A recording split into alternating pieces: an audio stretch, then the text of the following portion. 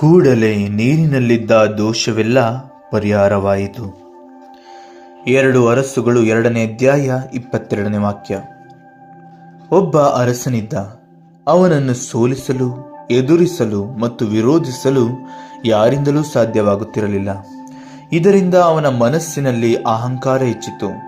ತನ್ನ ಸಾಮರ್ಥ್ಯದಿಂದಲೇ ಎಲ್ಲವನ್ನು ಗೆದ್ದಿದ್ದೇನೆ ಎಂದು ದೇವರನ್ನೂ ಕಡೆಗಣಿಸಿದ. ಹೀಗೆ ಒಂದು ದಿನ ವಾಯುವಿಹಾರಕ್ಕಾಗಿ 4 ಸೈನಿಕರೊಂದಿಗೆ ಹೊರಬಂದ.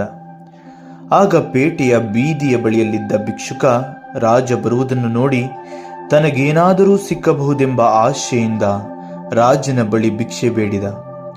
ಆದರೆ ಆ ಅಹಂಕಾರದ ರಾಜ ತನ್ನ ಕಾಲನ್ನು ಎತ್ತಿ ಆ ಭಿಕ್ಷುಕನ ಎದೆಗೆ ಒದ್ದ ಮತ್ತು ತನ್ನ ಸೈನಿಕರಿಗೆ, ನನ್ನ ರಾಜ್ಯದಲ್ಲಿ ಯಾವುದೇ ಭಿಕ್ಷುಕರು ಇರಬಾರದು, ಅವರನ್ನೆಲ್ಲ ಗಡೀಪಾರು ಮಾಡಿರಿ ಎಂದು ಆದೇಶ ನೀಡಿದ. ಕೆಲವು ದಿನಗಳ ನಂತರ ರಾಜನಿಗೆ ಕಾಲಿನಲ್ಲಿ ತುರಿಕೆ ಹೆಚ್ಚಿತು. ತನ್ನ ಕಾಲನ್ನು ಎಷ್ಟೇ ಕೆರೆದರೂ ಅದರ ತುರಿಕೆ ಕಮ್ಮಿಯಾಗಲಿಲ್ಲ. ತನ್ನ ರಾಜ್ಯದಲ್ಲಿದ್ದ ಉನ್ನತ ವೈದ್ಯರನ್ನು ಕರೆಸಿದ. ಆ ವೈದ್ಯರು ಬರುವಷ್ಟರಲ್ಲಿ ಅವನ ಮೈಯಲ್ಲೆಲ್ಲ ಹಬ್ಬಿಕೊಂಡಿತು. ಆ ವೈದ್ಯರು ಅದನ್ನು ನೋಡುತ್ತಲೇ, ಎಲ್ಲರೂ ದೂರ ಹೋಗಿರಿ, ಒಡೆಯ, ಇದು ಕುಷ್ಠರೋಗ ಎಂದನು.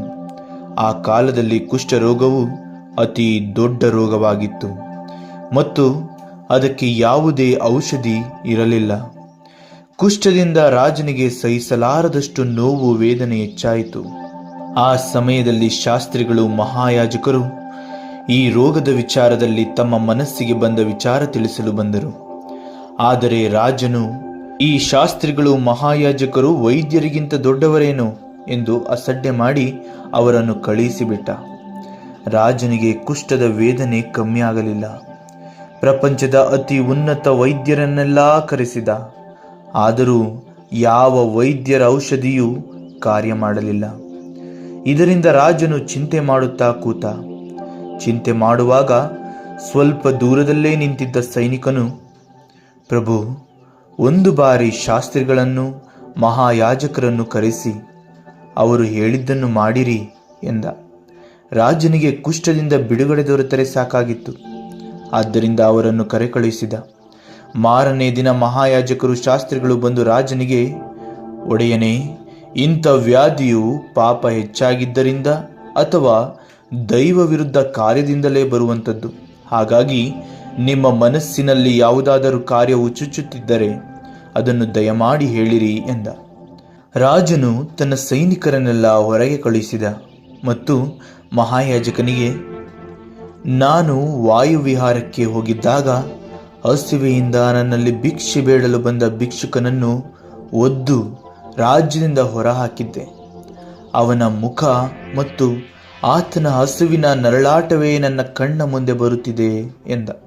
ಅದಕ್ಕೆ ಮಹಾಯಾಜಕನು, ಹಾಗಾದರೆ ನೀವು ಗಡೀಪಾರು ಮಾಡಿದ ಭಿಕ್ಷುಕರನ್ನು ಕರೆಸಿ ಸನ್ಮಾನಿಸಿರಿ ಮತ್ತು ದೇವರನ್ನು ನೆನೆಯುತ್ತಾ ಕ್ಷಮಾಪಣೆ ಕೇಳುತ್ತಾ ಹರಿಯುವ ನದಿಯ ನೀರಿನಲ್ಲಿ ದಿನವೂ 7 ಬಾರಿ ಸ್ನಾನ ಮಾಡಿರಿ ಎಂದ.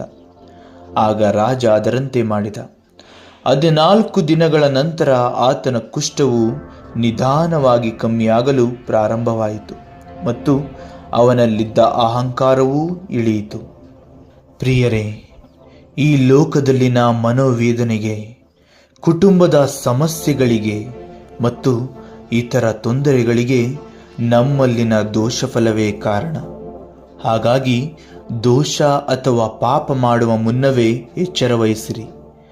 ಏನಾದರೂ ಪಾಪ ಮಾಡಿದ್ದು ತಿಳಿದರೆ ಅದನ್ನು ಒಪ್ಪಿಕೊಂಡು ನೀವು ತಪ್ಪು ಮಾಡಿದ ವ್ಯಕ್ತಿಯಲ್ಲೂ ಮತ್ತು ದೈವ ವಿರುದ್ಧ ಕಾರ್ಯಕ್ಕಾಗಿ ದೇವರಲ್ಲಿ ಕ್ಷಮಾಪಣೆ ಬೇಡಿರಿ. ದೋಷವನ್ನು ಸಂಪೂರ್ಣವಾಗಿ ಪರಿಹರಿಸುವ ದೇವರು ಪಾಪ ದೋಷವನ್ನೆಲ್ಲ ಪರಿಹರಿಸಿ ನೆಮ್ಮದಿಯ, ನಿಶ್ಚಿಂತೆಯ ಜೀವಿತವನ್ನು ನೀಡುವರು. ಜೈ ಯೇಸು ಕ್ರಿಸ್ತ.